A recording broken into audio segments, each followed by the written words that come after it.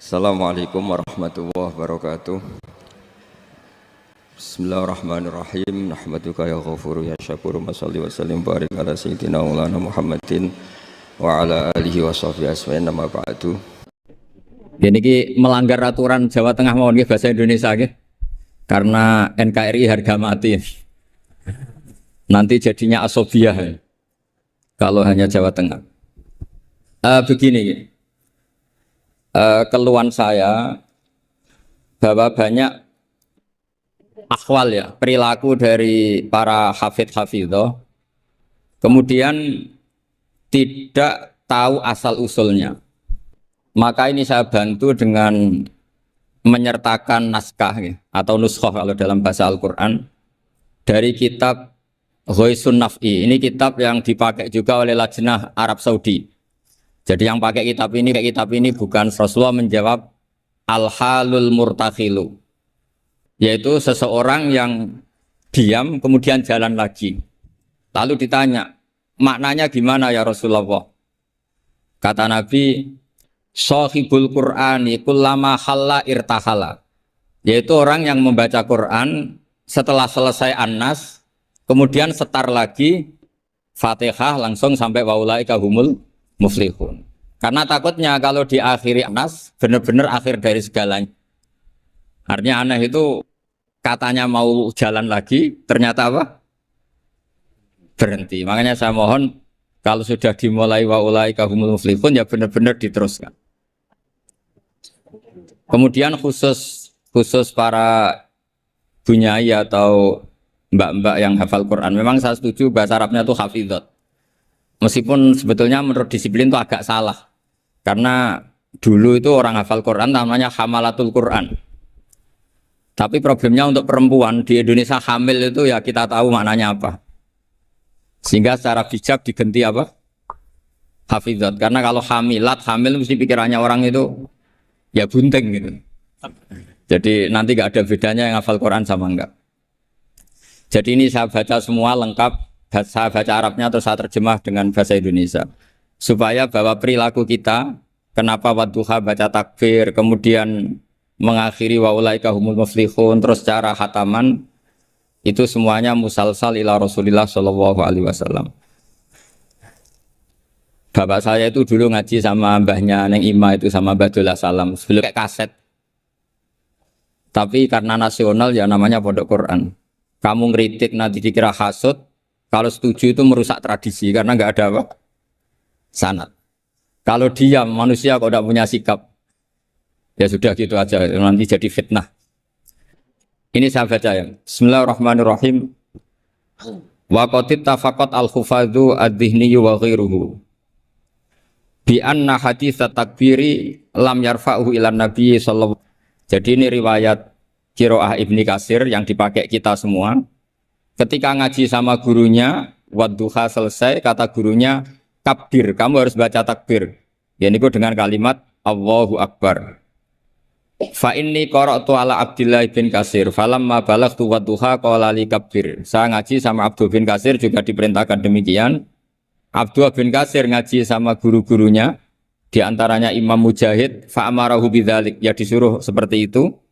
Wa akhbar, perintah takbir itu musalsal dari kita sampai Rasulullah Shallallahu Alaihi Wasallam.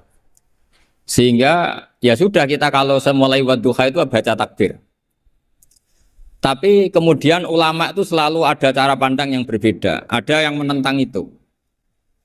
Anehnya yang menentang itu sebetulnya kita, yaitu qiraahnya Asim. Jadi kita ini sudah unik.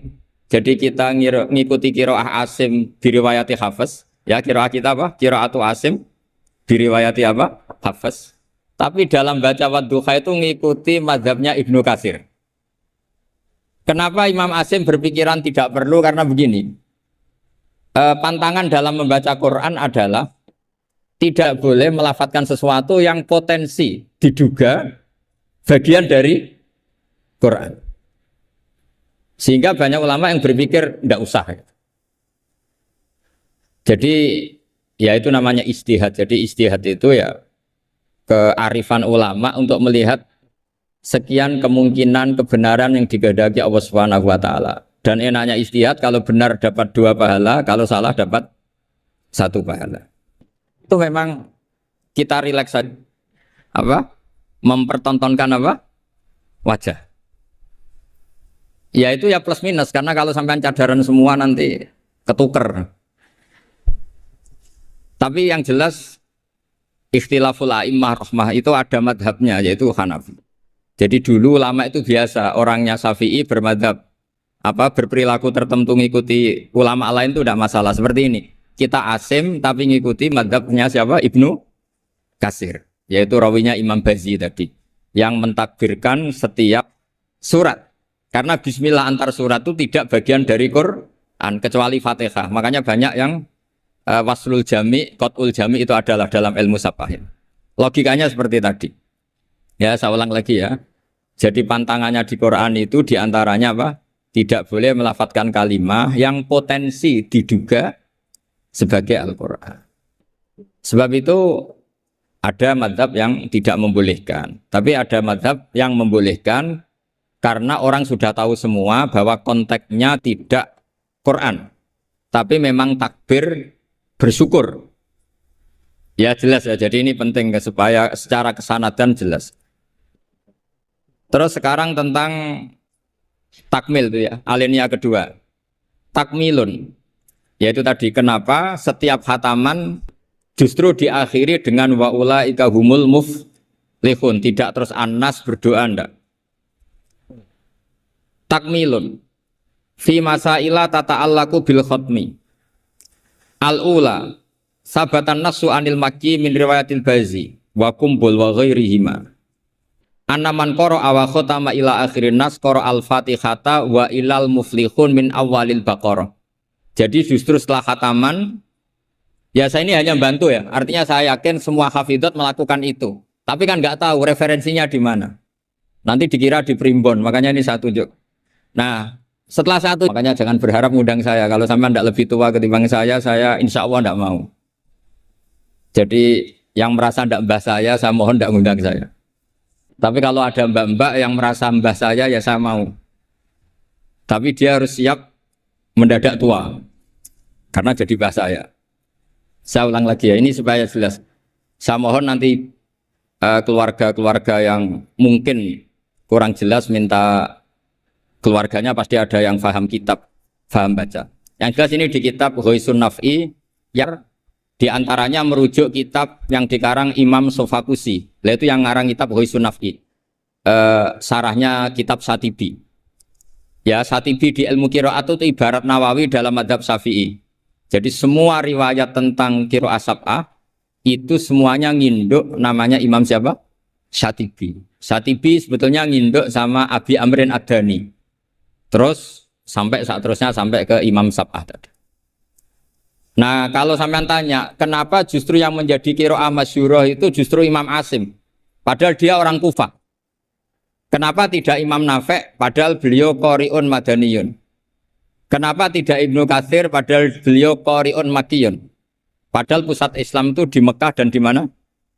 Madinah. Karena begini ceritanya. Sayyidina Ali karramallahu wajhah itu akhirnya sakanal Kufah. Beliau keluar dari Madinah, berdomisili di mana? Kufah. Dan di situ diikuti oleh akabiru ashabi Rasulillah, oleh sahabat-sahabat Nabi yang senior-senior, termasuk Abdullah bin Mas'ud. Sehingga pelajaran Quran itu paling banyak di Kufah, Imam Asim. Sehingga karena Akhodal Asim an Abdullah bin Abdurrahman As-Sulami, ini terus langsung sanatnya Ali, kalau langsung sampai Sayyidina Ali. Jelas ya. Karena Sayyidina Ali itu punya murid paling alim namanya Hasan Basri, hidup di Basrah. Sehingga kalau kita belajar nahwu itu perkhilafan lughat fusha justru antara orang Kufah dan orang apa? Basrah. Karena ada migrasi para sahabat yang orisinil. Sampai nggak usah kaget. Sebetulnya Mekah itu lama sekali ditinggal akabirus sahabat. Sehingga tidak usah diterus-teruskan kenapa madhabnya orang Mekah sekarang seperti itu, sama tidak usah kaget. Karena akabirus sahabat banyak yang sakanu al-Madinah, summa sakanu Syam, summa sakanul Kufah. Sehingga zaman itu justru Mekah rapati keduman akabirus sahabat. Tapi ini bisa panjang kalau saya terangkan nanti. Tapi yang jelas kita keren karena jadi mulai dulu tradisinya setelah khatam tidak berdoa tapi baca lagi Fatihah, kemudian baca lagi sampai ayat Al-Muflihun min awalil Baqarah. Wasa al-amalu bihada fi sairi biladil muslimin. Dan itu menjadi populer di semua negara Islam. Jadi sampean nggak usah panik misalnya, wah di Mekah tidak ada seperti itu. Maksudnya di Mekah yang sekarang, dulu semuanya pakai itu. Jadi kalau yang nggak pakai berarti nggak mengenal tradisi ulama dulu. Jelas ya? Jadi wasa al-amalu bihada fi sairi biladil muslimin fi qiraatil ardi wa ghairiha al-makki wa ghairihi sawa'un ana wa khutma masyar'a fi amla. Walahum ala dzalika adillatun minha ma huwa ma'thurun anin nabi sallallahu alaihi wasallam, dan itu ada dalil dari Rasulullah, wa minha ma huwa anis salaf wa minha ma huwa anil muqtada bihim minal khalaf. Semua dari orang-orang keren, orang-orang bisa diikuti. Faqat ruwiya anil makki min turukin antar bas maula bin Abbas ani binil Abbas satruse an Ubay bin Ka'ab anin Nabi sallallahu alaihi wasallam annahu kana idza qara'a qul a'udzu birabbin nas iftataha minal hamdu, dari surat Alhamdu. Jadi bacanya tetap rofa karena itu i'rab hikayah ya. Kalau dibaca jar ya minal hamdi, maknanya ya dari alhamdulillah rabbil alamin. Summa qara'a minal baqarah ila ulaikahul muflihun summa da'a bi du'ail khatmi. Saya teruskan. Waruya musnadan wa mursalan anna rajulan qala lin nabi sallallahu alaihi wasallam. Jadi seorang lelaki tanya ke Rasulullah, ayul amali ahabbu ilallah, amal apa yang paling dicintai Allah? Qala al-halul murtakhilu wa wa ala hadfi mudhafin ay amalul hali. Waruya musnadan wa mufassaron an ibni Abbasin radhiyallahu anhuma bilafzi anna rajulan qala ya Rasulullah ayul amali afdalu, amal terbaik itu apa? Terus Nabi jawab, alaika bil halil murtakhil, kamu ngikuti amal yang sampai khatam kemudian pergi lagi. Qala wamal halul murtakhil, lalu halul murtakhil itu apa ya Rasulullah? Qala sahibul qur'ani kullama khalla irtahala, yaitu orang yang membaca Quran setiap khatam lalu beranjak jalan lagi. Jadi tidak berhenti di nas tapi langsung memulai lagi. Jadi kullama khalla irtahala, sekali selesai jalan lagi, tidak berhenti di situ. Ekul lama faragha min khutmatin syara'a fi ukhra, setiap khatam ini selesai maka syara'a fi ukhra. Jadi nanti setelah jenengan pulang ya benar-benar wa ulaika hum muflihun diteruskan lagi.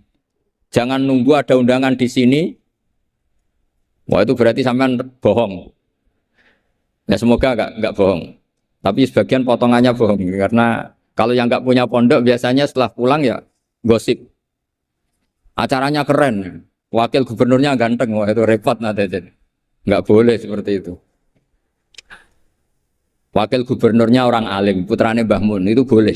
Karena suaminya nggak cemburu. Tapi kalau bilang wakil gubernurnya ganteng, itu pasti tidak ibadah itu karena sensitif. Saya nanti juga cerita istri saya gitu, hafidotnya banyak, lanyah. Nggak boleh saya teruskan cantik, nanti sensitif.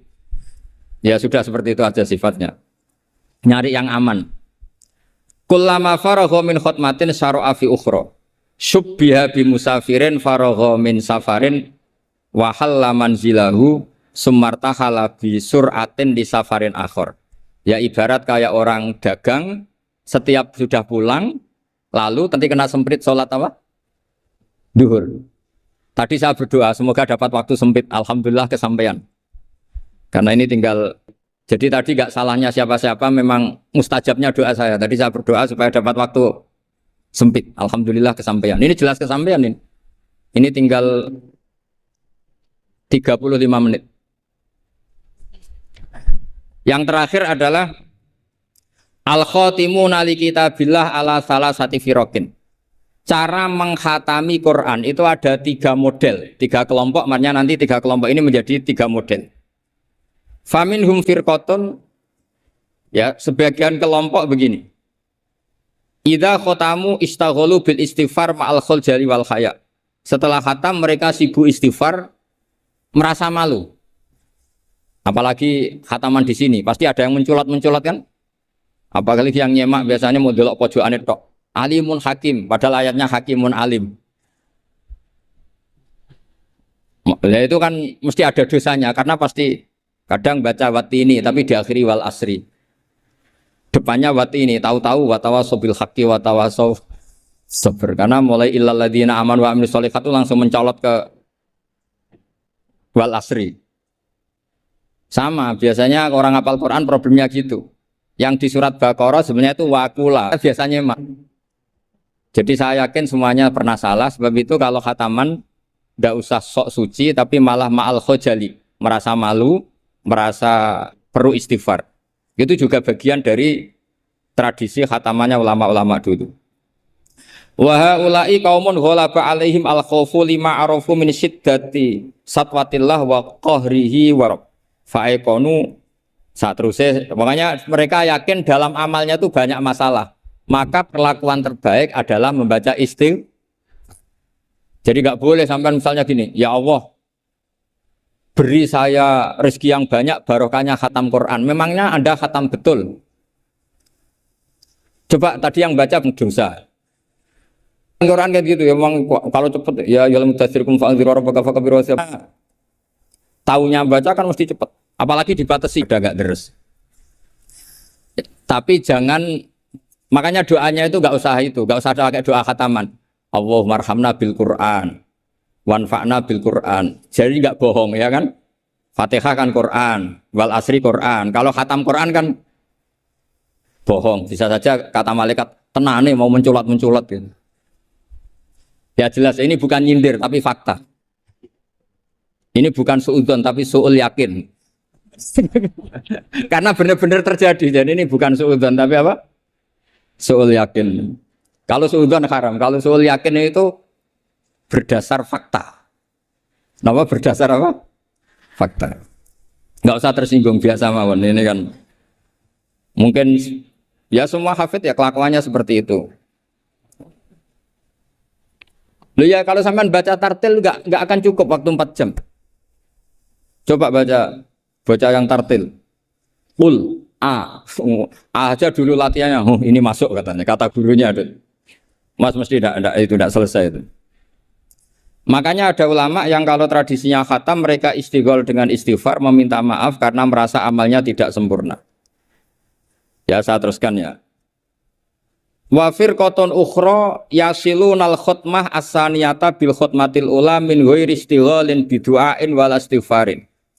Imma taqdiman li mahabbillah ala mahabbihim aw khaufan ayyakuna fi dzalika hadzun min hududin nafsi. Ada sebagian ulama sekali khatam langsung baca terus tanpa diselingi doa. Karena di mana-mana doa itu pasti kepentingan pribadi. Mereka malu di depan Allah menggunakan Quran untuk kepentingan pribadi. Sehingga setelah khatam langsung terus ngaji lagi.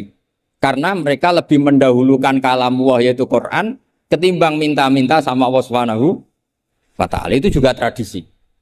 Sama nggak usah ikut tradisi itu, nanti dikira Wahabi. Ya sudah ikut yang umum saja. Ya tapi ada tradisi itu ada. Ya saya ulang lagi ya. Jadi alasannya mereka taqdiman li mahabbillah. Mendahulukan apa yang dicintai Allah yaitu Quran, mengalahkan kepentingan pribadi. Tentu doa termasuk kepentingan pribadi. Kemudian ini yang biasa kita lakukan ya. Yang biasa kita lakukan yaitu ini yang paling pokok ini karena waktunya mepet. Wa firqatun ukhra wa hum al-aksarun. Nah itu digarisi ya karena itu partai kita, grup kita. Hitung itu dari berapa itu. Sudah ketemu ya? Wa firqatun ukhra wa hum al-aksarun. Idza khatamu istaghalu bid-du'ai wa alahu fihi. Lima sabata indahum min adillati dzalik. Kelompok yang lain dan itu mayoritas ya, kalau khatam selesai mereka berdoa dan serius. Alahu itu serius. Kalau orang Jawa maknanya ngutoh itu permintaan yang serius. Faqat rawat Tirmidzi wa qala haditsun hasanun an Imran bin Husain radhiyallahu anhu annahu qala marra ala qari'il Qur'an summa sa'ala fastarja'a summa qala sami'tu Rasulullah sallallahu alaihi wasallam yaqul man qara al-Qur'ana falyas'alillah bihi fa innahu sayaji wa aqwamun yas'aluna bin nasa. Siapa yang baca Quran maka harus meminta Allah atas nama Quran itu. daripada membaca Quran kemudian meminta-minta manusia. Wa rawahu wa ghairuhu an Anas radhiyallahu anhu anna Nabiy sallallahu alaihi wasallam qala inda khatmil Qur'ani da'watun mustajabatun wa sajaratun fil jannah. Jadi setiap khatam Quran kalian semua punya jatah doa sing mustajab dan punya jatah satu pohon di surga. Jadi intinya menjadi perantara ke surga. Wa kana Anas bin Malik wa Abdullah bin Mas'ud wa Abdullah bin Umar radhiyallahu anhum yaf'aluna dzalik. Dan sahabat-sahabat melakukan khataman kemudian berdoa. Wa sahha anil Hakam bin Atibah bi fathi ta ba'da ya umsanatun seterusnya at-tabi'il jalil annahu qol arsala ilayya mujahidun wa intahu ibnu abi lubaba faqala inna arsalna ilaika li anna aradna an nakhtimal qur'ana.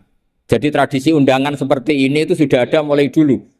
Dulu para tabi'in kalau mau khataman Quran ngundang tetangga kalian saya undang karena kami mau khataman Quran. Ya ini dalilnya kita ini dalilnya tradisi guru-guru kita. Inna arsalna ilaika li anna aradna an nakhtimal qur'ana. Kita ngundang kalian karena kita ingin khataman Quran. Wa du'a'u yustajabu inda khatmil qur'ani. Karena doa mustajab ketika khataman Quran. Falamma farahu min khatmil qur'an da'a bi da'awatin. Kemudian setelah benar-benar khatam mereka banyak berdoa. Wa fi ba'di riwayatihi wa annahu kana yuqal innar rahmata tanzilu inda khatimatil qur'an. Karena rahmat turun ketika khataman Quran. Warawat darimiyu fi musnadihi an Humaid al-Arad qala mangqara al-Qur'ana tsumma da'a ammana ala du'aihi arba'atu alafi malakin. Jadi kalau orang khataman Quran kemudian berdoa itu yang mengamini 4.000 napa? Malaikat. Jadi jenengan tenang saja kalau aminnya ndak mandi nanti didukung 4.000 siapa? Malaikat. Jadi nanti yang amin boleh tenanan ya baik, enggak tenanan ya karena sudah ngandalkan berapa? 4.000 malaikat. Wa nassa jama'atun minal ulama al-muqtada bihim ka Ahmad bin Hambal al-istibabid du'a indal khatmi. Jadi jelas ya, jadi sanad kita, tradisi kita kalau khataman berdoa itu al-aktsarun, tradisi yang diikuti mayoritas ulama seluruh apa? Dunia. Ini yang terakhir kaifiyah yang kita anut. Ini dalam kitab Al-Jauharul Masun fi Qiraati Qolun. Jadi saya punya kitab sab'ah banyak termasuk namanya Al-Jauharul Masun fi Qiraati Qolun. Itu karangannya Habib Hadi bin Hasan Asgaf, orang Yaman.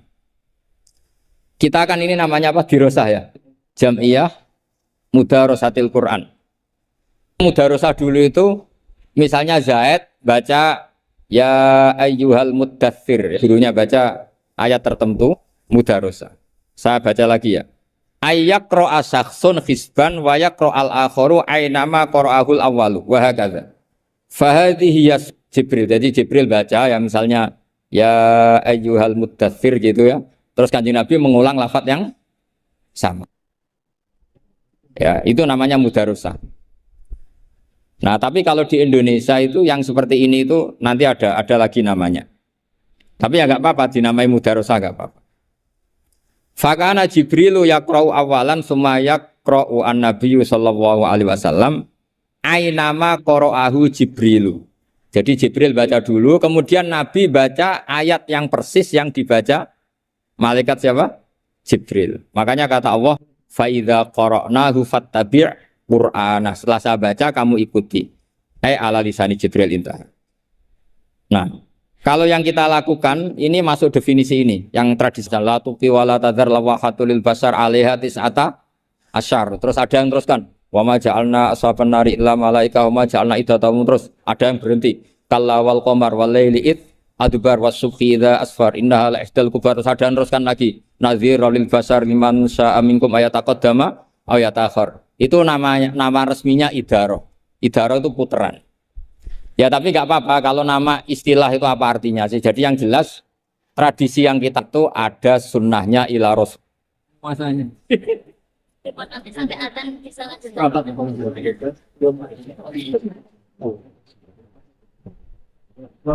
langsung saja kami buka dialog untuk termin yang pertama, monggo karena waktunya terbatas, silahkan langsung maju ke depan. Perkenalkan namanya dan pertanyaannya. Yang terhormat Bapak Wakil Gubernur Haji Taji Yasin Maimun beserta segenap pejabat Semarang dan Ketua Dewan Pelaksana meninggalkan area acara. Oke, maju.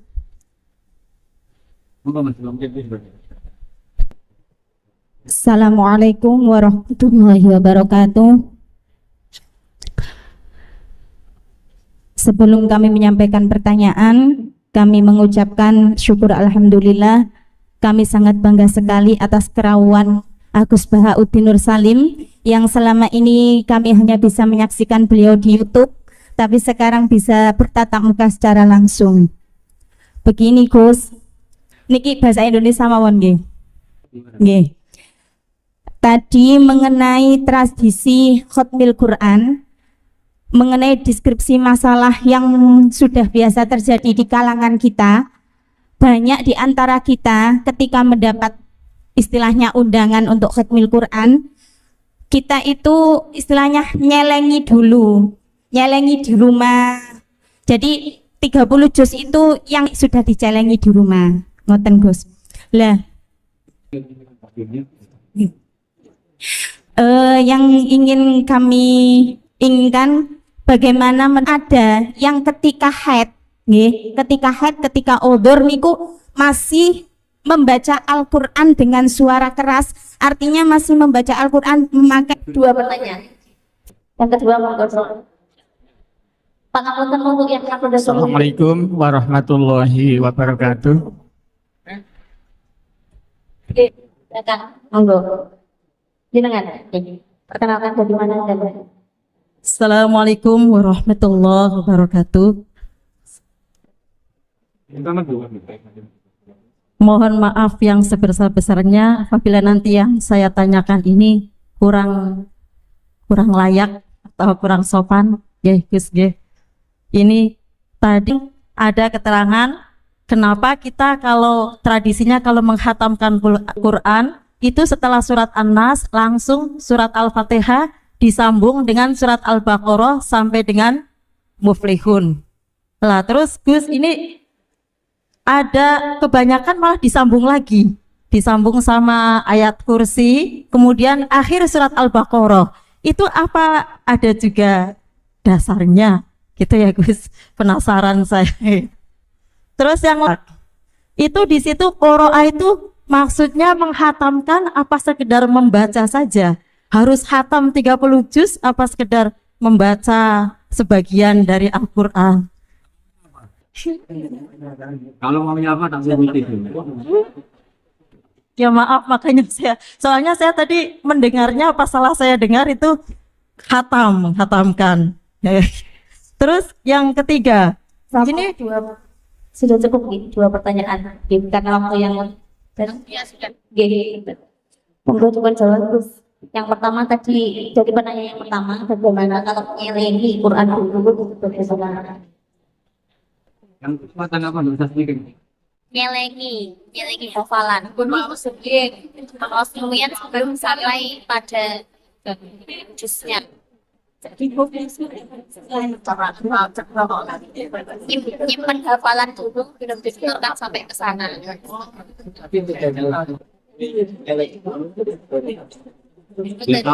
Sama dengan harus satu majelis.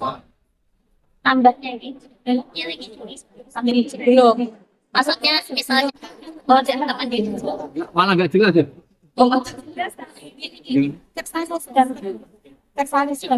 Bagaimana kalau khataman itu nilainya kemudian ketika di majelis tinggal khatamannya? Apakah ada yang seperti ini Gus? Itu dianggap khataman atau tidak? Ya kalau wahannya khatam ada riwayat anak. Kalau ada khatam kan memang Rasulullah sendiri itu nggak pernah khatam dalam satu khatam. Jadi tidak harus dalam waktu 1 hari. Nggak apa-apa ya. Yang untuk baca Quran. Oh itu begini ya. Itu sensitif sekali wilayah yang sudah sensitif. Kalau saya jadi semua jawabannya harus kalau saya termasuk orang yang tidak mendukung itu. Kalau saya loh ya. Tapi beberapa pondok karena ini kan begini, ini pakai logika fikih ya. Jadi Anda boleh ngikuti saya, juga boleh ngikuti kiai yang punya tradisi membolehkan. Tapi logikanya begini secara fikih. Logika secara fikih begini. Haid itu kan menghalangi sholat. Kenapa? Karena sholat itu ada baca Quran, maka tidak boleh deres dalam keadaan haid. Logika kedua, lupa Quran itu dosa besar. Nah, baca Quran pas haid juga dosa. Ya nanti malaikat suruh nimbang banyak mana gitu. Makanya ini wilayah yang mesti jadi polemik. Tapi asal debatnya nggak karena orderan, nggak karena uang, insya Allah nggak fitnah, tak jamin. Karena kita debat secara fair. Ya, jadi biasalah dalam kaidah fikih. Kayak begini loh. Saya melihat mbak-mbak ini dosa karena melihat nggak mahram, nggak istri. Ya saya tak apik, istiqomah itu apik. Tapi akhirnya ngangkangi masjid wong liya ora kober dadi imam katanya. Jadi artinya ya ada nilai negatifnya gitu. Makanya dalam kitab Hikam itu ada gejolokan begini. Manusia itu siapa? Mangkanat mahasinuhu masawiya, fa kaifa la takunu masawihi masawiya. Manusa iku pas apik welek apa meneh pas. Misalnya ibu-ibu ini silaturahim baik gak? Saiki bojomu ngopi gawe dhewe. Anakmu tiba bopi itu. Jadi manusia itu apa? Mangkanat mahasinuhu masawiya, fa kaifa la takunu masawihi masawiya. Pas apik wae ono elek nih. Mungkin di UIN ada rapat tapi bolos. Tapi ya baik datangi Quran. Tapi mungkin bagi yang berkepentingan ini gimana ya? Dia dilantik baru 3 hari sudah hilang. Hasan boleh mewakili Islam tuh kalau hukumnya mujma' alaih, sesuatu yang disepakati. Paham ya?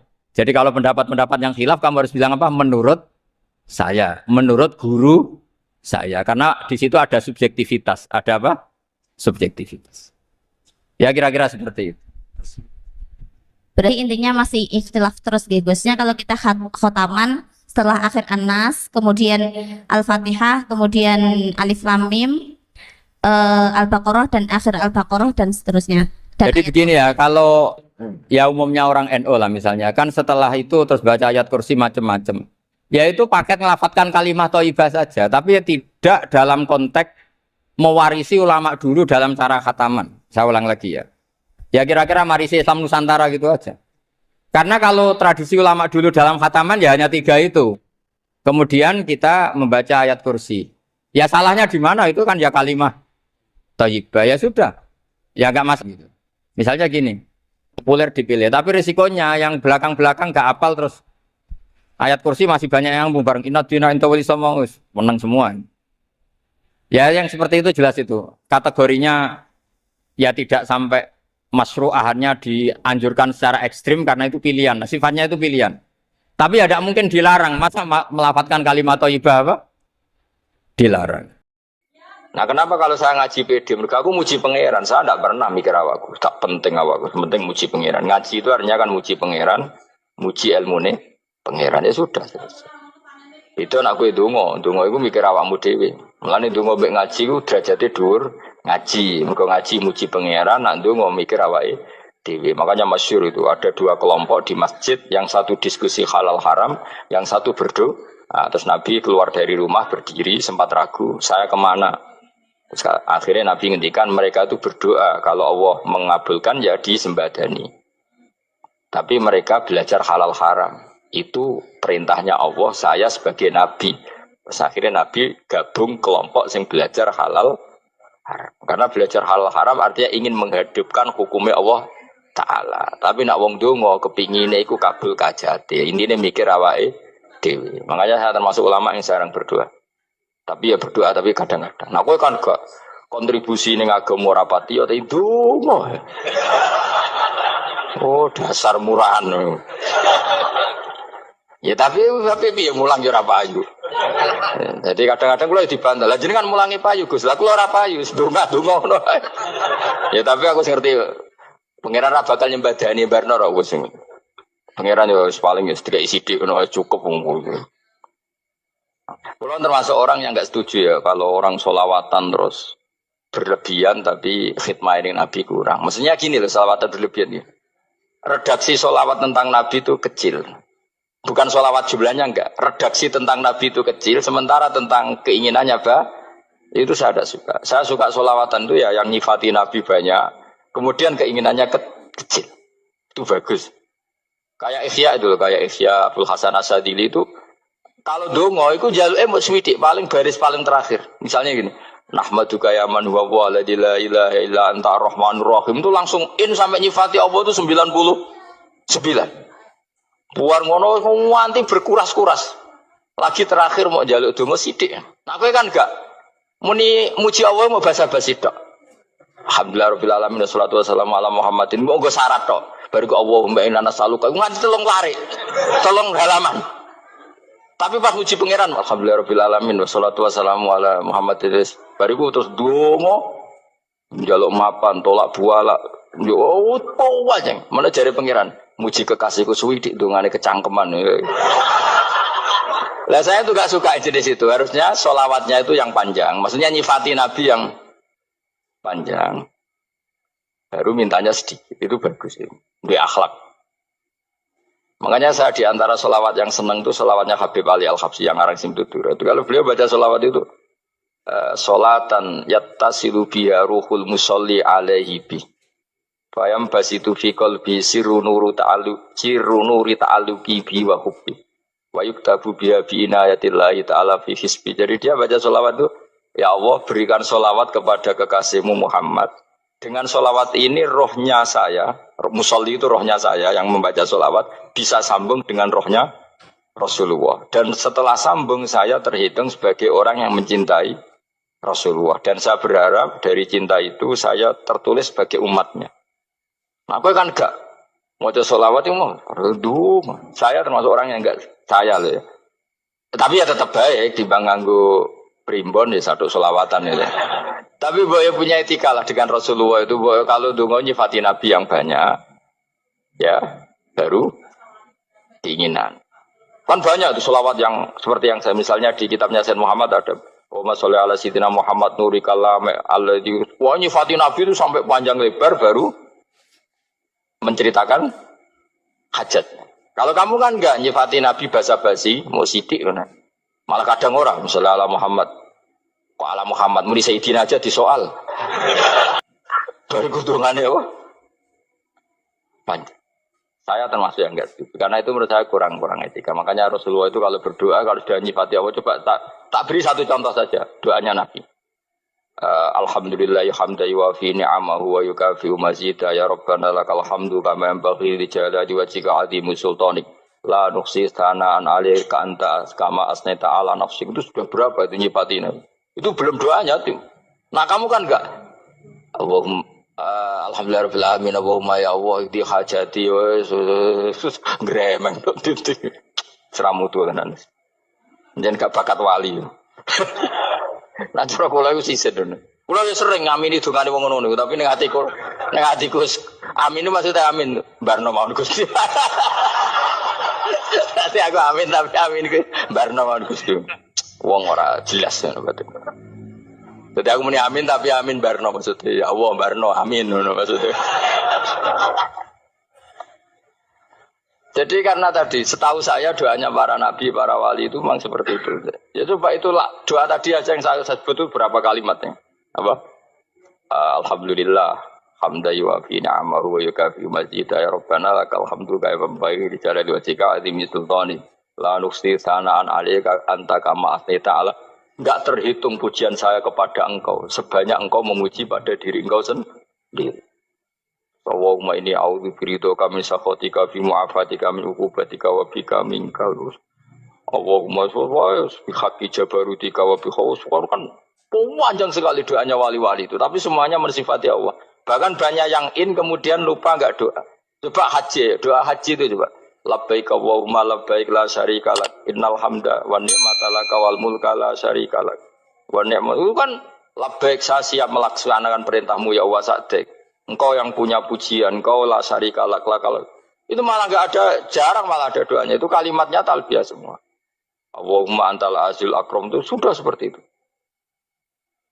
Karena tadi Al mukmin yashghaluhu sana 'ala Allah min ayyakuna li nafsihi dzakiran. Mukmin sejati adalah sibuk memuja Allah sampai lupa jatah dirinya sendiri. Nah, kowe kan gak mujine Allah basa-basi, dongane tenan. Itu jadi makhluk aneh, itu jadi hubungan mbek pangeran itu wong aneh. Ya tapi jen ra bakat wali ngono iku dadine ngono iku. Ya tok ngono kok mari wali kakean malah gak elit. Jadi tapi saya mohon lah itu di sholawat itu usahakan jumlah paling enggak jumlah sholawatnya banyak, doanya sedikit. Paling enggak misalnya kamu tidak punya kalimat yang apa baik ya mau sholawat ping 100 itu gak ada salah biar guling-gilingan apa kita menyebut kekasihnya Allah lebih banyak ketimbang kita menyebut hajat kita sendiri ya gitulah paling enggak punya etika seperti itu ya. Kalau kamu enggak punya sigot-sigot sing keren bacalah sholawat berapa 100 terus cerita awam Gusti utang kula kathah mungkin ra jawab wis roh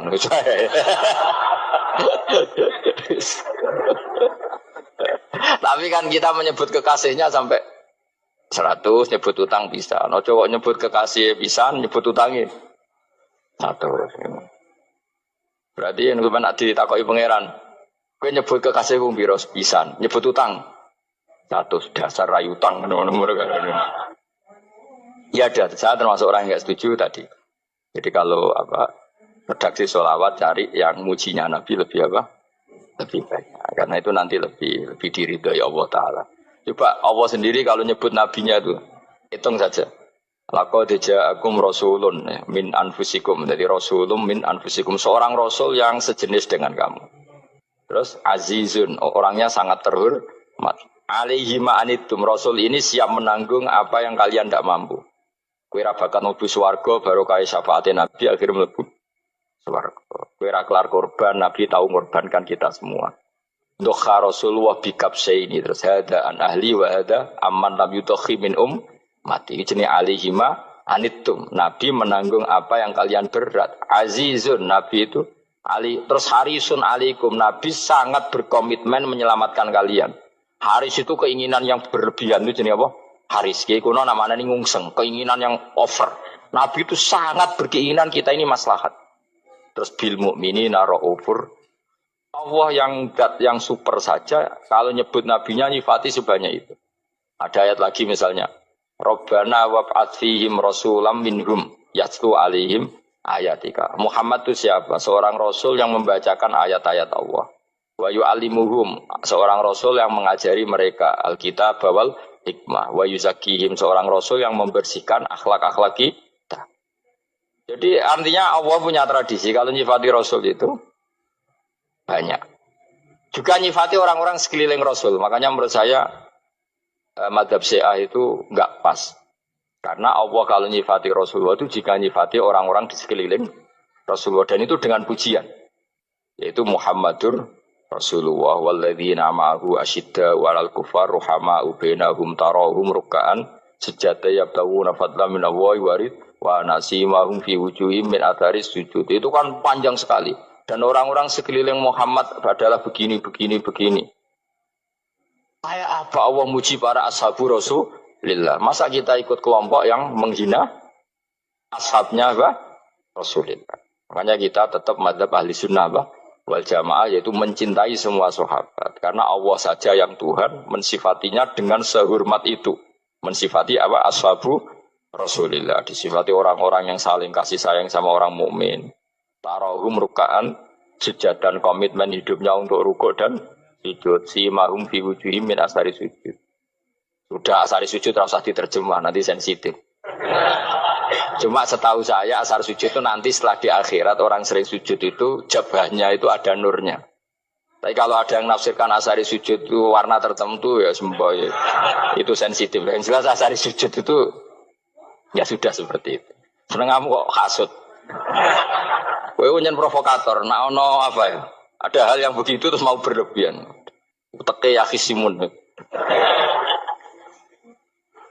Aku ora ada kepentingan pokoknya ayat si mahum fi wujuhim min athari sujud bahwa dalam jabahnya itu ada asaris sujud. Itu masyhur kan saya terangkan ya, tapi gue jauh sensitif loh, biasa wae. Suatu saat Rasulullah itu ngendikan begini, nanti saya kata Nabi akan nyafaati kalian semua. Sahabat-sahabat tanya, ya Rasulullah dengan sekian miliar orang bagaimana kamu mengenali kita? Saya ulang lagi, suatu saat saya nanti akan nyafaati kalian karena saya kenal kalian. Maksudnya di akhirat.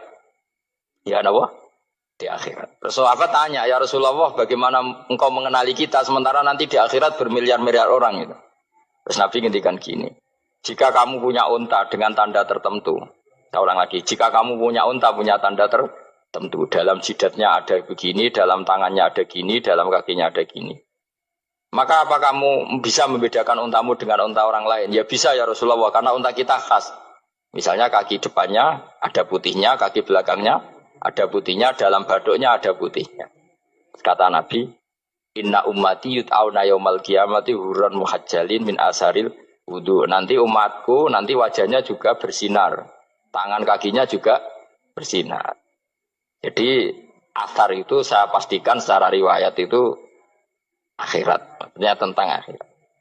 Tapi bahwa yang di dunia ada yang memulai asar itu, ya monggo mawon. Loh itu bagus kan, artinya ekspresi percepatan. Tidak apa-apa loh, daripada kok kue jelas ini gitu. Maksudnya ya orang ngetok, panjang jarang sujud tenan. Bu serasa sensitif, tapi yang jelas. Ya nanti. Ya soben kiamat ruang samu. Nanti hisab itu nanti kalau hitung hanya sekitar 3 jam. Hisabnya sak dunia itu hanya sekitar. Karena malaikat itu tidak kesulitan sama sekali. Tak warai ya. Ini nggak akan salah saya dalam hal ini karena riwayatnya sahihah.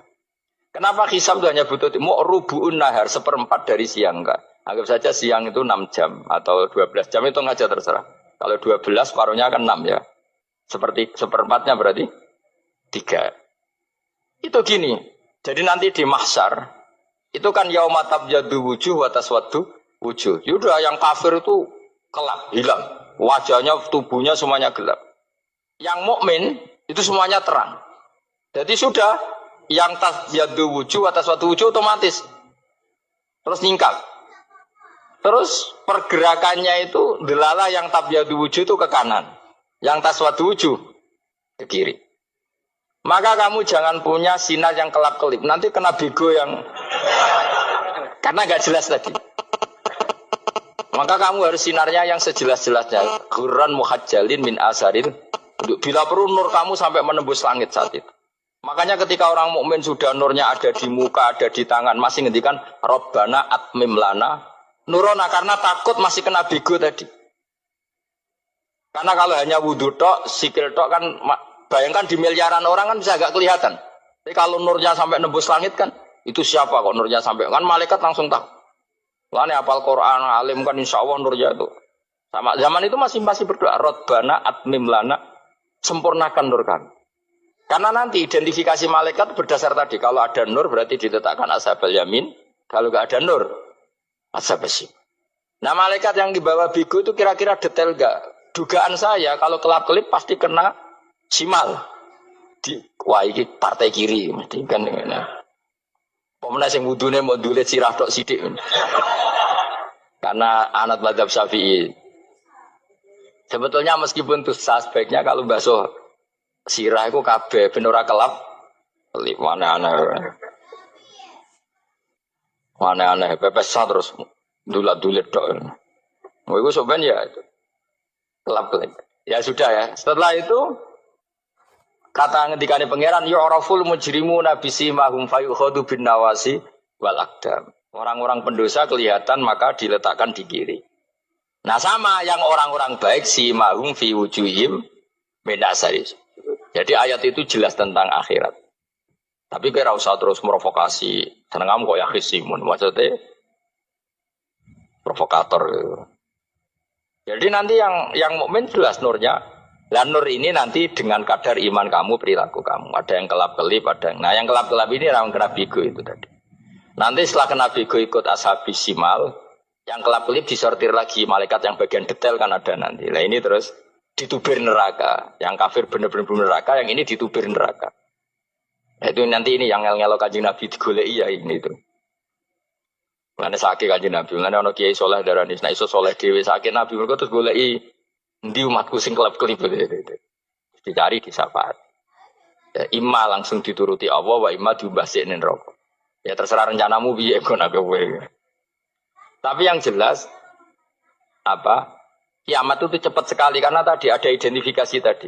Makanya hanya cukup 3 jam karena tadi yang jelek kelihatan jelek, yang baik kelihatan baik. Makanya cepat. Ya oraful mujrimuna bisimahum, orang pendosa dikenali lewat alamatnya yaitu taswaddu apa? Wujuh.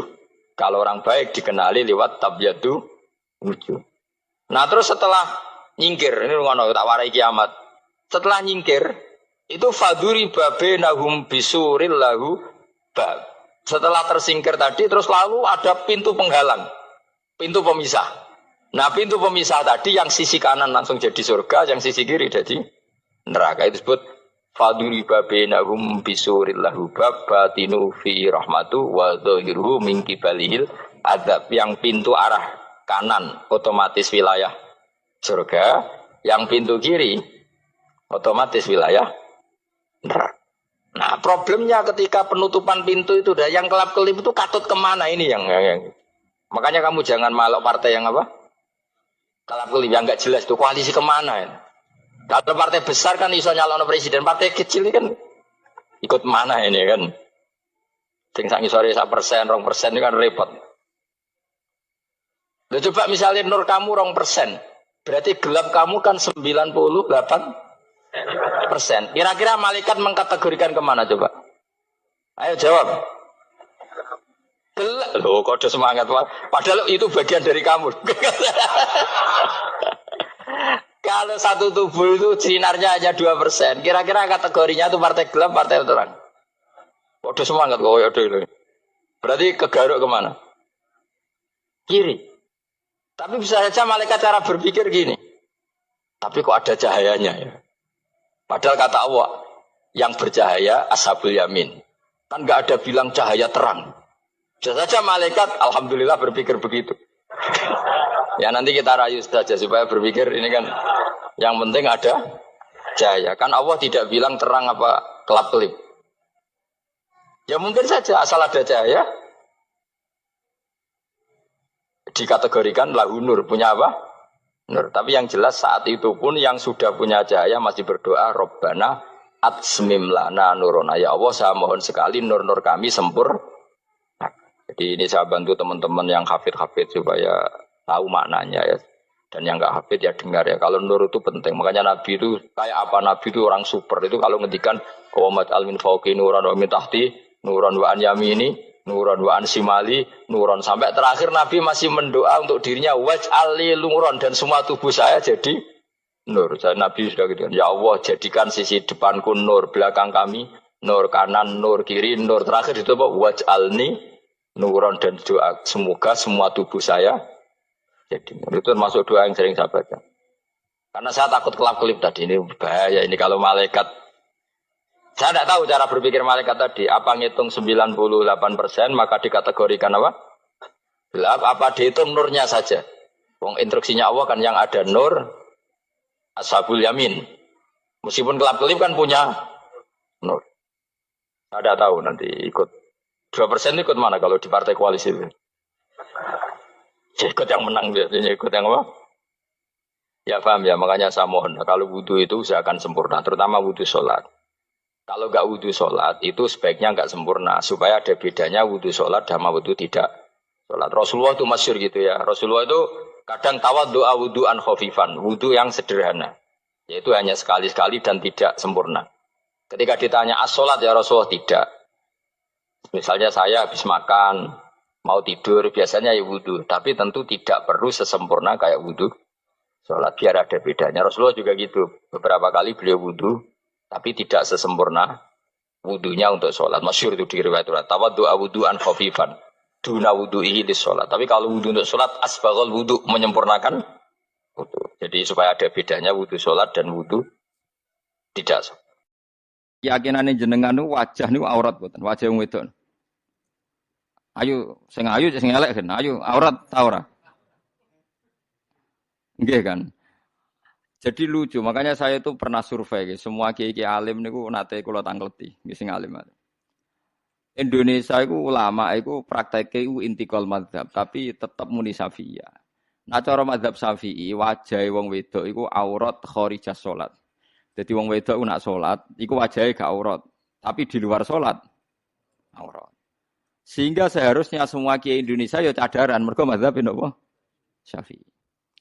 Tapi prakteknya semua ulama Indonesia itu mazhabnya Hanafi. Jadi bojone, putri-putrine, santrine udah biasa jilbaban biasa wajahnya ketok. Lah niku nganggo mazhab Hanafi yang diikuti oleh ahwalnya ulama seluruh dunia, termasuk Imam Suyuti, nafsiri ilama dhuhara minha wa huwa al-wajhu wal kafan. Apa wa huwa al-wajhu wal kafan. Fa yajuzu nadharuhu li ajnabiyyin illam yakhaf fitnatan fi ahadi wajhin. Sehingga untuk wajah dan kafain ini siapapun boleh melihat asal tidak takut nopo fitnah. Kadang ada orang yang auratnya biasa datang ke masjid. Itu kan bingungkan malaikat, mau ditulis dosa itu ke masjid, mau ditulis taat itu buka aurat. Enggak tahu hitung-hitungannya gimana nanti. Bodoh itu barokahnya banyak. Coba barokahnya orang bodoh, akhirnya nempat di pedalaman Kalimantan, Sulawesi, akhirnya bikin masjid di situ bikin. Kalau dia alim mungkin jadi ketua MUI di Jakarta. Assalamualaikum warahmatullahi wabarakatuh. Allahumma arinal haqqa haqqa warzuqna tiba'ah wa arinal batila batila warzuqna tinabah. Gus, di era sekarang ini terlalu banyak kiai. Jadi saking banyaknya kita yang awam ini bingung mana kiai yang benar, yang betul-betul benar menurut Allah. Mana yang seperti nampaknya benar tapi ternyata itu tidak seperti yang diinginkan Allah. Jadi cara pandang panjenengan ini bagi saya sudah luar biasa mencerahkan sekali. Jadi karena itu kami mohon, ini kebetulan ada ketua yayasan juga, ada Pak Rektor, ada baiknya kampus ini mulai mendekatkan tradisi keilmuan santri dan akademik, ngaji yang fundamental begini. Saya usul itu Bu, bagaimana 1 bulan sekali lah Gus Bahak kerso ke Semarang. Itu yang pertama.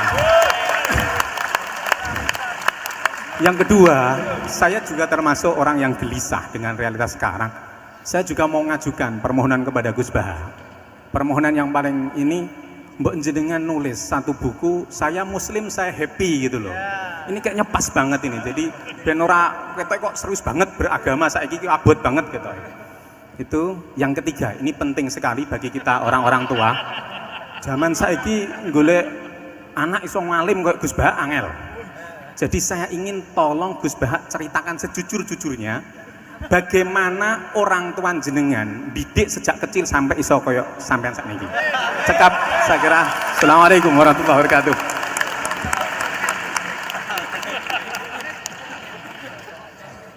Yang kedua, monggo. Mohon dibantu mic. Assalamualaikum warahmatullahi wabarakatuh. Gus Bahak, kula badhe tangklet. Jangan kayak ini ya.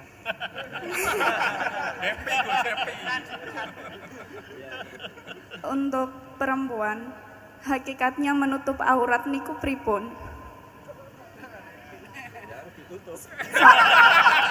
Soalnya kula gadah teman niku rata-rata santri tapi kok mboten menutup aurat secara sempurna. Nah, kula pengen ngertos ilmune niku sing jelas pripun. Sampun.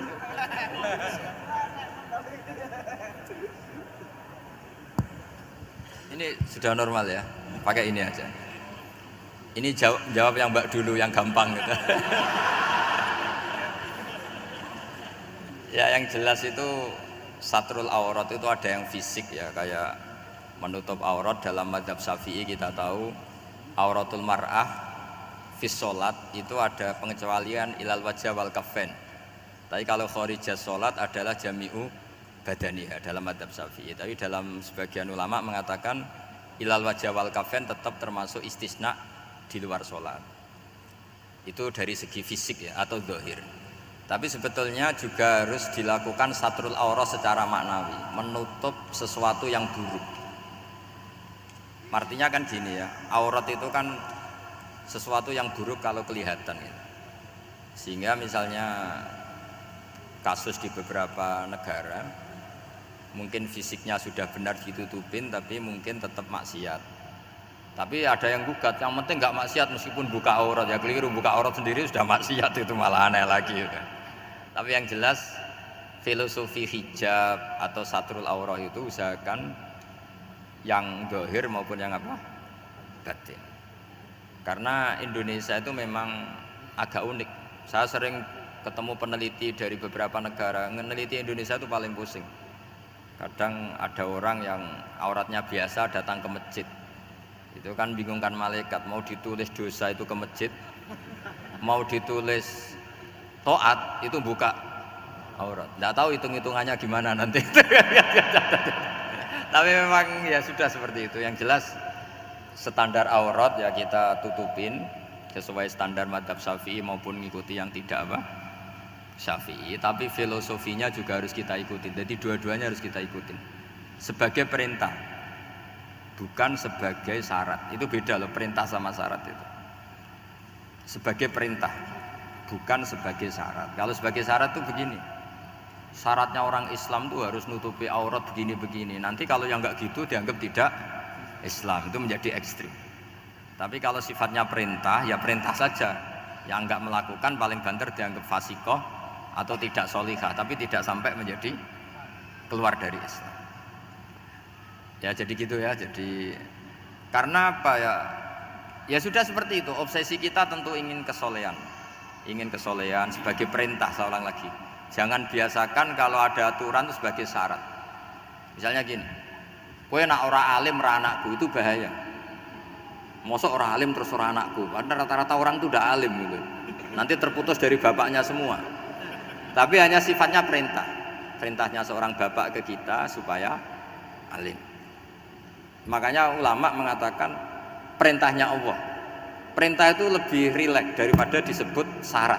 Karena syarat sekali nggak memenuhi menjadi ndak.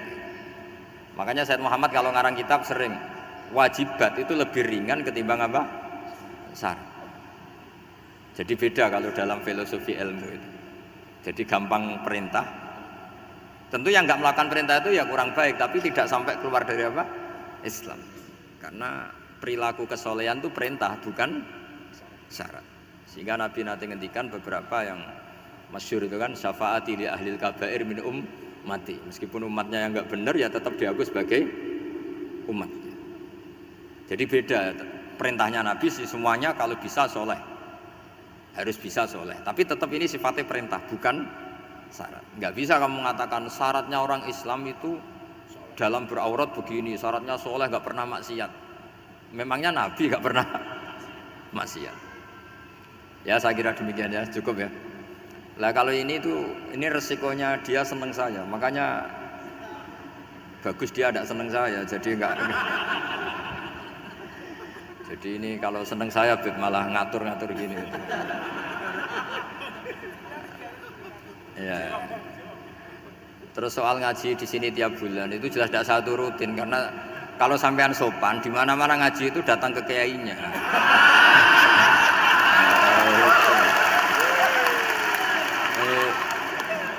Itu kalau Imam Malik ada pertanyaan kayak Anda dimarahin, al ilmu yu'ta la ya'ti.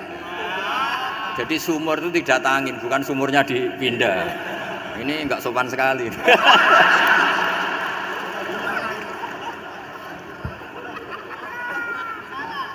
Terus menyangkut orang tua, kenapa saya alim, itu juga enggak boleh dijawab.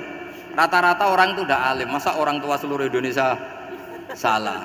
Itu ada hikmahnya sendiri. Saya kali-kali ngaji, bodoh itu barokahnya banyak.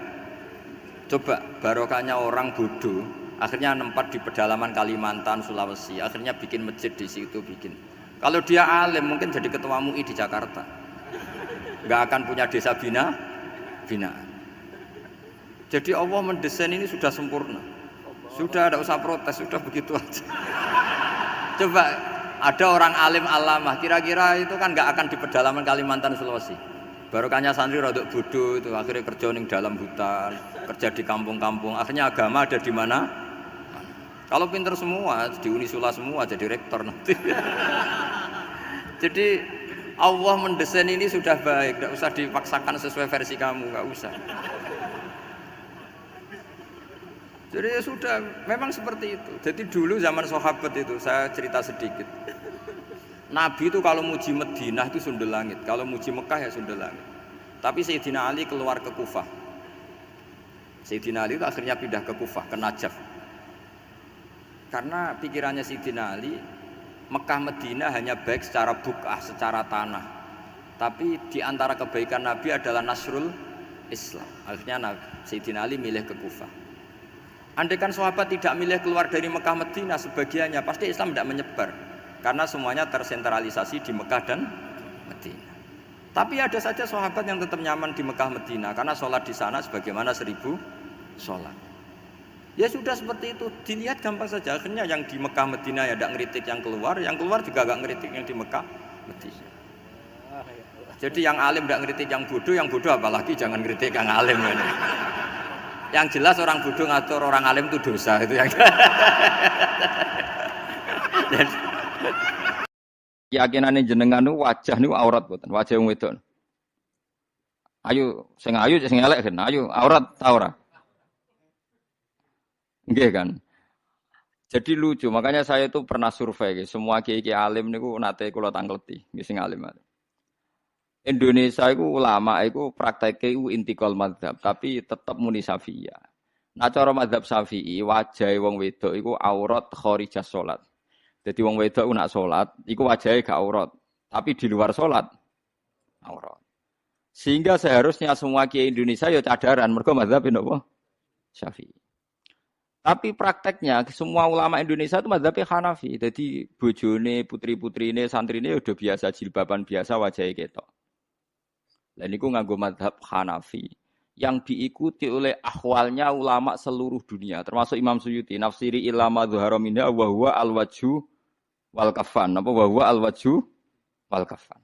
Fa yajuzu nadharuhu li ajnabiyyin illam yakhaf fitnatan fi ahadi wajhin. Sehingga untuk wajah dan kafain ini siapapun boleh melihat asal tidak takut napa fitnah. Kata Rasulullah, saya dikasih hadiah yang para nabi sebelum saya enggak dikasih hadiah itu. Apa itu? 5 hal itu. Di antaranya apa? Kata Rasulullah, wa utitu khawatima suratil Baqarah.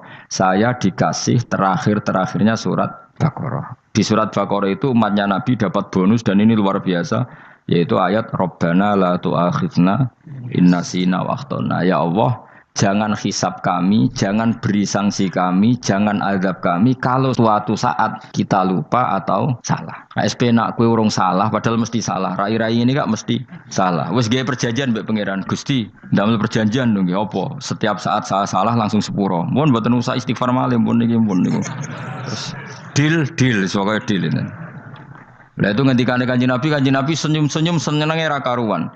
Dan setiap itu dibaca oleh umatku, Allah sudah jawab qala na'am. Jadi Rabbana la tu'akhifna in nasina aw akhtana. Terus qala Allah menjawab na'am. Terus Rabbana wa la tahmil alaina isron kama hamaltahu 'alal ladzina min qablina. Allah menjawab na'am. Sampai terakhir wa'fu anna, Allah jawab na'am.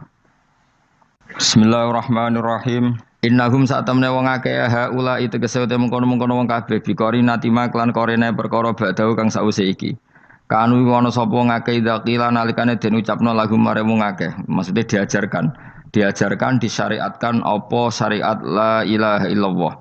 La ilaha ora ana pangeran kang hak wujud, kang ora ana pangeran kang hak wujud. Nah cara iki kuno kang ora ana pangeran kang wajib disembah iku wujud illallah sause kecuali Allah.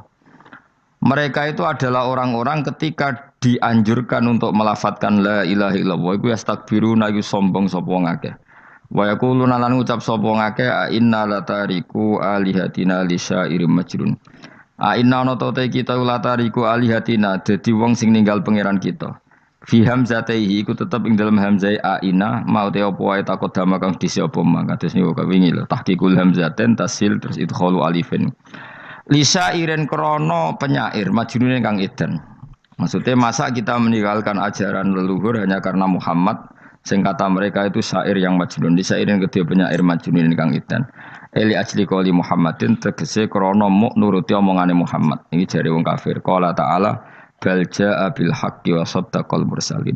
Bal jaa balik teka sapa Muhammad bil haqqi kelan barang sing hak kelawan barang sing nyata utawa kelan barang sing abadi. Wa saddaqa lan bener sapa Muhammad al mursalina ing wong sing diutus sedurunge Kanjeng Nabi Muhammad. Il jaina tegese ingkang teka kabeh bi iklan hak. Wa wa haqqu alla ilaha illallah ora ana pangeran kang hak wujud illa wa kecuali Allah. Innakum ladzaiqul adzabil alim. Pun kula terangaken ya terus mulai napa wa qalu ya wailana hadza yaumuddin terus sekedap ini asyara bidzalika. Pun kula terangno kiamat guys, wae kiamat itu seru, ora usah ndelok. Nggih kiamat itu napa? Seru ya ora usah ndelok. Anjing ben kiamat itu semua orang dihisab, termasuk sampean-sampean bareng dihisab. Pertama sing dijak itu jelas salat. Jadi kalau masalah ibadah mahdhu itu salat, nah masalah sosial itu asal tidak saling bunuh. Terus kalau terangkan ya, terus ngendikane Rasulullah sallallahu alaihi wasallam ngendikane la yazalul mar'u fi fushatin min dini malam yusib daman haroman. Labain malih ya.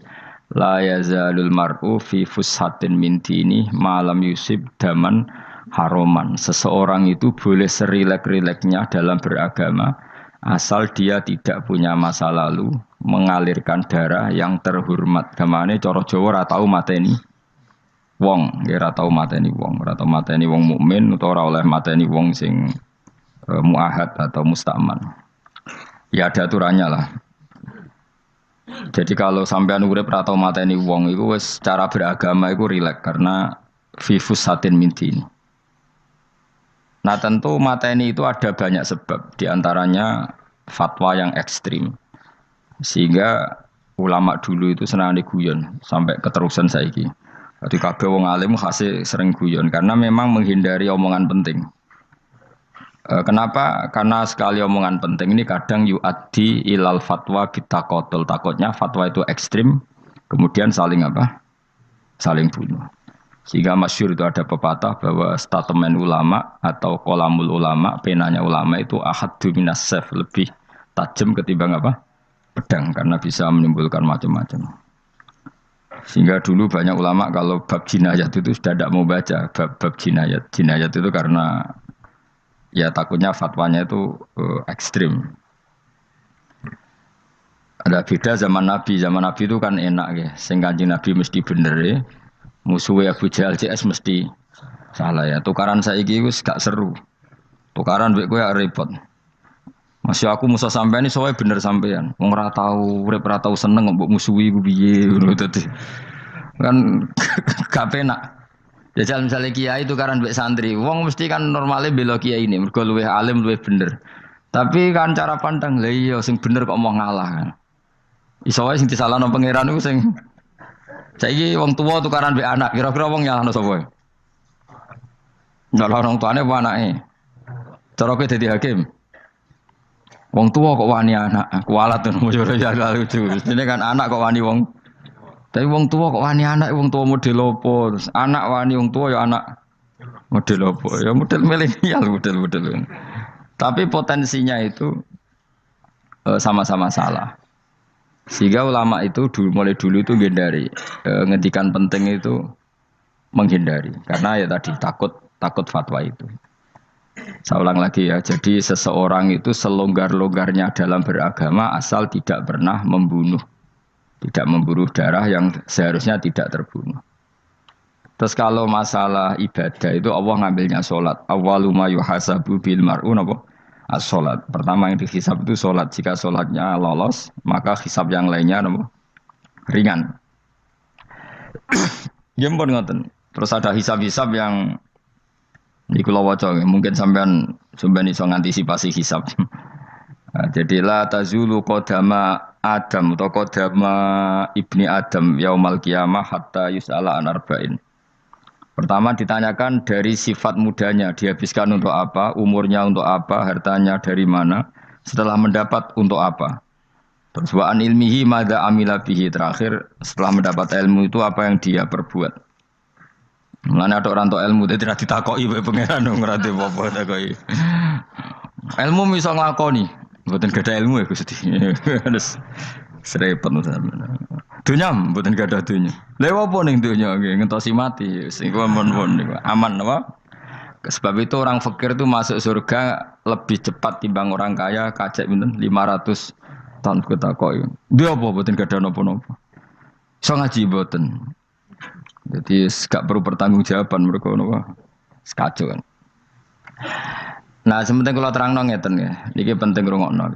Mahsyar itu maknane iku nggon giringan. Terus kiai kuno maknane bayangno nggon mahsyar itu maknane tempat dihalonya semua manusia. Terus mauqif itu tempat diberhentikan, apa? Tempat diberhentikan. Terus di situ Anda innahum mas'ulun, mereka semuanya ditanya, dihisab. Nggih rungokno semuanya dihisab. Terus ngendikane Kanjeng Nabi hasibu anfusakum qablaan tuhasabu. Menghisaplah diri kamu sekarang sebelum kalian semua dihisap. Sehingga potensi kita ini umat Islam utamanya sing tahu ngaji-ngaji ini, sampean semua dihisap ini kemungkinannya kecil. Karena ketika kowe ning donya sampean sedantene kan biasa wis donga robbana zulamna anfusana. Jadi ya Allah, saya ini benar-benar mendolimi diri kita sendiri. Karena tujuannya hisab itu taubah. Taubah itu mempermalukan mereka di depan umum. Saya ulang lagi ya. Jadi semua hisab itu taubihan, mempermalukan mereka di depan umum bahwa mereka orang yang buruk. Sementara kamu di dunia sudah sering ngaku orang buruk. Selain ya wis wong akeh maksud ini kan. Jadi kayak ngakuin apa Rabbana zalamna anfusana. Sehingga ngendikane Kanjeng Nabi sebuti hasibu anfusakum qabla antu hasabu, menghisaplah diri kamu sendiri sebelum nanti kamu benar-benar dihisap. Sehingga umatnya Rasulullah itu kemungkinan kena hisap itu kecil sekali karena tadi sudah terbiasa menghisap dirinya sendiri. Apalagi kita kata Rasulullah, saya dikasih hadiah yang para nabi sebelum saya enggak dikasih hadiah itu.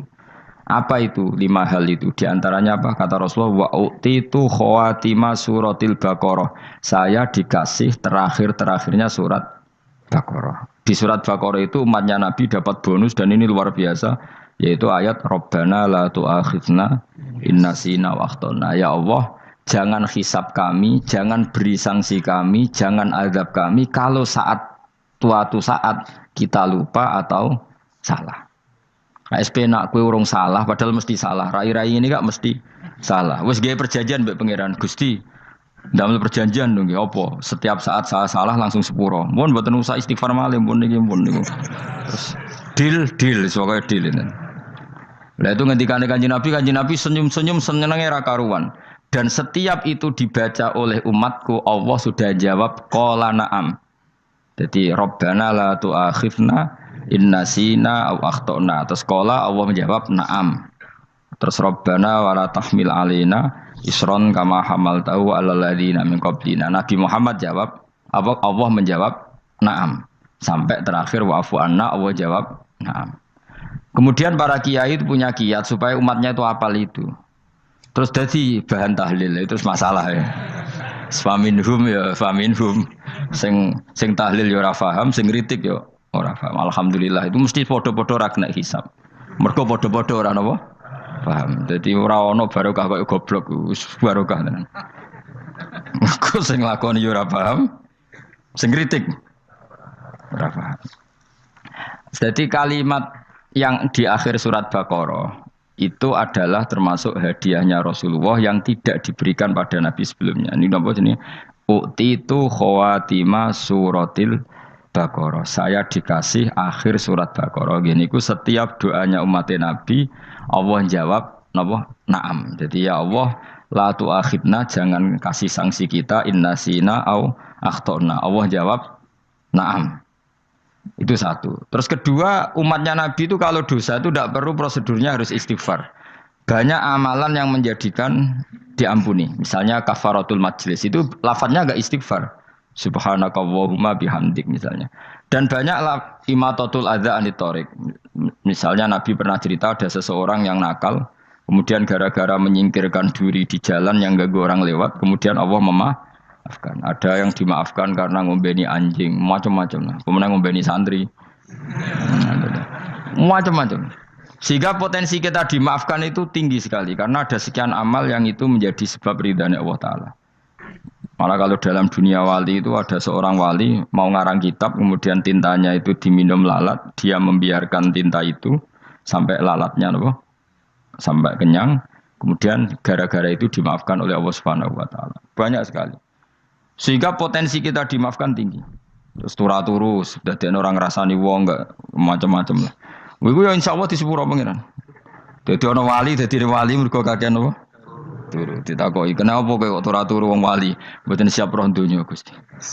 "Kenapa?" "Donya wis rusak tok, patok mboten roh, Gusti." Lah iku ya mari swarga napa? Ya swargane wong turu ya kira-kira tok. Tapi jadi umat Nabi itu luar biasa. Makanya saya yang heran nih, kalau ada orang alim bikin gerakan terlalu tenanan itu keliru, biasa mawon. Turu ku ya ibadah, wae agar gak zina, gak maling, wae agar gak nglakoni dosa gedhe ini sanggep ae napa? Ibadah. Karena tadi Rabbana la tu'akhidna in nasina wa akhtana. Terus Allah jawab na'am. Sehingga kiai-kiai itu takut orang itu lupa, terus dimodifikasi sedemikian rupa jadi wiridan. Tapi alhamdulillah kok banyak yang kritik. Jadi ya biar seimbang, no? Anggap aja alam demokrasi. Jadi kalau lagi kecewa ambek sing kritik, mereka insyaallah rapati paham masalah usul ini. Karena satu-satunya cara supaya orang paham itu pancen yo dijak latihan bareng-bareng. Gak ngono wis malah ra paham blas. Ya tapi tadi ya semua itu resiko. Zaman Nabi Sugeng ana ibadah sunat dilakoni terus, Nabi yo duka, kuwatire dianggap wajib. Tapi nek ora dilakoni blas Nabi yo duka, wong sunat ora tau dilakoni. Jadi sudah alhamdulillah sekarang ana sing ngritik, ana sing setuju biar seimbang no. Wong padha ora pahame wae napa? Padha paham. Padahal makna ayat itu luar biasa. Rabbana la tu'akhidna in nasina wa akhtana. Terus kedua, Rabbana wala tahmil alaina isran kama hamaltahu alal ladina min qablina. Ya Allah, jangan beri beban kami sebagaimana Engkau memberi beban kepada orang sebelum kami. Dulu itu kalau ada orang yang salah, itu harus dibunuh oleh orang yang tidak salah. Liyaqtulal bari'u minkum al-mujrima. Supaya yang tidak salah membunuh yang salah. Sehingga ketika umatnya Nabi Musa menyembah anak sapi, ijel itu, apa kata Allah? Fatubu ila bari'ikum faqtulu anfusakum. Kamu syaratnya tobat harus saling membunuh, yaitu orang yang terbebas dari dosa itu membunuh yang tidak dosa. Masyhur itu. Terus Allah mengirimkan mendung yang pekat, terus gelap. Ketika gelap itu yang al-bari yang enggak dosa mengeksekusi yang dosa. Sekarang kan enggak, paling takam KPK. Berarti penjara mulai suka sisa korupsi jake. Jadi penak lah pokoknya zaman akhir itu penak. Pemenang KPK ini mulai disoal, jadi aman lah. Sebuah sing bener di saja nih ya sing bener ya pangeran. Misalnya rasa KPK lah nak takwa ya rasa korupsi. Kalau KPK dilemahkan nanti yang korupsi marah. Lah masih orang KPK lah nak di pangeran kan ya aman karena korupsi. Kowe ku aneh-aneh wae. Kowe ku wong mukmin kok bakas ngono. Kowe sementing iku nak kowe wedi pangeran kan ra usah polisi, ra usah KPK wis tetep ra usah dosa wong wedine mbek pangeran. Nah, kecuali ra usah pangeran ateis, lha iku masalah. Ya, tapi kan omongan ini gak populer, padahal bener. Nah, aneh. Jadi karep pemilu ini terbebas korupsi, nak ono KPK, urip makmur, nak ono menteri kemakmuran. Pokoknya kuwabe kowe mbok gantungno pejabat negara. Mulane tau hitam jeblok, sak jeblok-jebloke. Misalnya rasa sejahtera, saya menteri sosial harusnya gini-gini. Ngono korupsi salah KPK. Ngono ono ora keamanan salah polisi. Senengane nyalahno wong. Gue sekali-kali nganggo tauhid. Nah ono adab iku mergo dosa yang sudah kelewat. Ya tapi kan gak mungkin ngomong bernegara gitu. Tapi atas nama iman bahasa kita seperti itu. Kalau atas nama bernegara emang kita butuh polisi, butuh tentara, butuh KPK. Tapi atas nama iman ya tadi kalau kita diberi sanksi Allah itu rata-rata dari bima qaddamat yadaka itu pasti ada salah yang pernah Anda lakukan. Ya tapi sudahlah ini zaman sudah seperti ini. Sanut umumnya wong akeh. Kalau terang nomale masalah hisab ya. Hasibu anfusakum qabla an tuhasabu. Kamu menghisablah diri kamu sebelum kamu dihisab. Misalnya saya sebagai ulama, tentu hisab terberat saya itu kitmanul ilmi, menyembunyikan apa? Ilmu. Karena ilmu kalau disembunyikan tuh bahaya sekali. Bayangkan di alam fisik. Misalnya ada orang berkebutuhan pada kemaksiatan, terus di situ ditulis bar, karaoke misalnya. Orang bisa ke sana karena ada tulisannya, ada WA-nya, ada alamatnya. Kemudian ketika Anda bisa Fathul Qorib, tidak ada tulisannya. Harusnya Anda juga nulis ahli Fathul Qorib, ahli Fathul Mu'in, nah, atau ahli Jaljalut, tulis saja. Ahli Primbon. Enggak apa-apa, tulis saja. Penerus Ronggo Warsito, tulis saja. Zaman gendeng, nara melok gendeng, rakeduman, tulis saja. Tapi barokahnya tulisan itu kan orang bisa tahu. Makanya kenapa banyak orang sufi yang sudah menyembunyikan diri, warna nakal-nakal, karena dia disalahkan Allah, karena menyembunyikan ilmu. Saya itu orang yang senang tertutup, kecuali masalah ilmu. Saya mau mengajar terbuka seperti ini. Karena tadi, awal dari dikenalinya kemakrufan adalah dimaklumatkan. Awal dari dikenalinya keburukan juga karena dimaklumatkan. Betapa celakanya kalau kemungkaran dimaklumatkan sementara kebenaran tidak dimaklumatkan. Makanya Mbah Mun itu sampai berfatwa, Mbah Mun guru saya itu. Nah, ono masjid ra ono menawarane Mbah Mun duka. Masjid kok ora ono menarane, wajib ono. Dulu saya iskal, kenapa menara jadi wajib? Tapi setelah saya tambah angan-angan, secara fikih jelas tidak wajib. Tapi coba bayangkan, misalnya ada bar, lampunya tinggi, orang dari jauh tahu itu bar, sehingga kalau mau maksiat misalnya ingin ke sana. Sekarang misalnya masjid gak ada menara nih, ada orang ingin sholat, ono masjid tahu orang. Tapi baru kayak ada menaranya kan, tahu. Intinya semua kebaikan itu harus dimanarohkan. Makanya manaroh itu dari kata nur, dimenarakan, dari kata nur, dari kata dicahayakan, dimaklumatkan. Sehingga mulai dulu lama itu meskipun humul itu menyembunyikan diri. Tapi kalau masalah ilmu mereka membuka diri. Loh, coba kalau misalnya ngaji seperti saya ini, saya tidak terang-terangan jadi orang alim. Sebetulnya nggak baik. Kalau kamu ujub, sombong, aku orang alim itu tidak baik. Tapi kalau kita kan tidak karena ujub tadi, harus memaklumatkan. Coba berapa bapak-bapak yang tertolong nyari duhidan ketika istrinya hamil. Gara-gara tulisan, karena yang nolong itu. Bidan, ya kan, dokter gigi, atau kalau enggak dokter ya ahli gigi. Ahli gigi itu yang dipasang tanpa medis itu. Enggak, kamu menjadi tahu karena apa coba? Tulisan kan. Tapi kenapa kebaikan tidak seperti itu? Harusnya sampean ya tulis saja, misalnya sampean enggak alim saja, maklar orang alim. Siap menyalurkan ke tempat-tempat orang alim. Coba TKI tenaga kerja itu. Mereka tahu Korea, Hongkong karena tulisan penyalur tenaga kerja. Tulis saja rumah kamu penyalur ke orang alim. Nanti antar ke berduaan. Kalau ada orang tanya, maksudnya gimana? Kalau butuh orang alim, tak antarkan. Oh ya sudah, itu kalau se-Indonesia, itu luar biasa. Jadi yang ngajinya dulu Fathul Qorib sampai bab sholat itu saja. Ahli Fathul Qorib sampai bab sholat.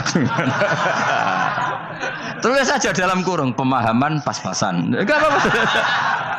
Lo coba dokter itu kan fair. Kalau ilmunya pas-pasan tulis dokter umum. Kalau dia merasa pinter dokter spesialis.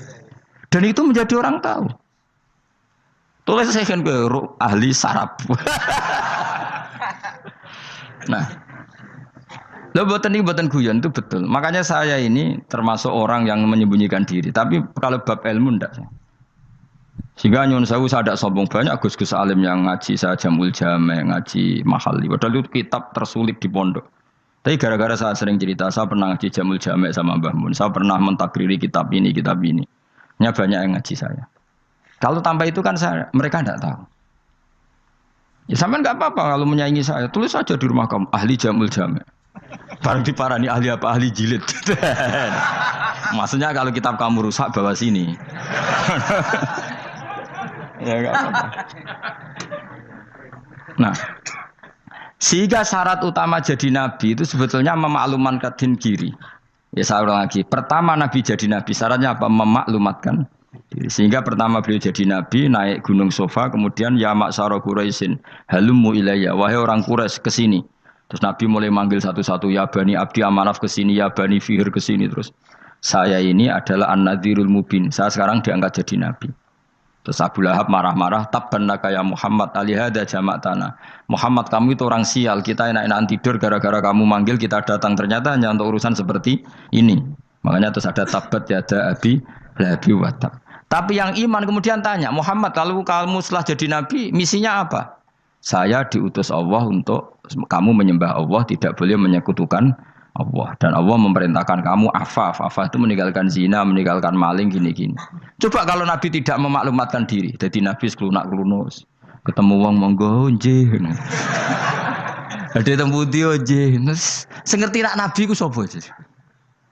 Sehingga orang-orang yang humul, yang menyembunyikan diri itu di bab ulama masalah besar itu. Karena ciri utama dosa adalah kitmanul ilm. Makanya Nabi sidik amanat tabligh fatona. Tabligh itu lawan katanya apa? Kitman. Makanya saya ngaji di mana-mana. Saya di Jakarta ngaji, di sini ngaji, di Pasuruan ngaji. Harus dimaklumatkan ilmu. Dan kalau ada orang tanya ya tak jawab. Saya tuh kitab yang paling aneh di pesantren, misalnya yang mulai aneh lah. Gak Jamul Jami'. Saya sampai sekarang masih ngajar Jamul Jami'. Kitab yang aneh. Macane lagi roh judulnya pusing. Jamul Jawami'. Kumpulane pira-pira kumpulan. Jadi ilmu apa ae ana ning kono. Sing gak ana ilmu dukun, mboten enten. Ilmu carane bodoni ya ora ana. Ning kono mau carane mlebu swarga tok. Mulane potensi kula mlebu swarga itu tinggi sekali.